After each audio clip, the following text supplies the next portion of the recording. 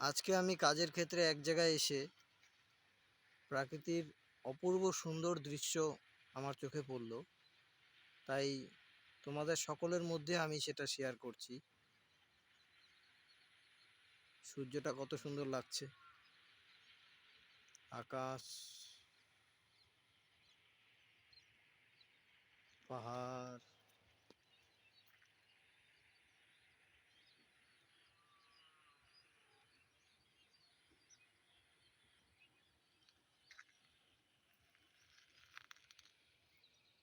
একটু আগেই ভালো পরিষ্কার দেখা যাচ্ছিল এই রামধনুটা, এখন তবে হালকা হালকা দেখা যাচ্ছে।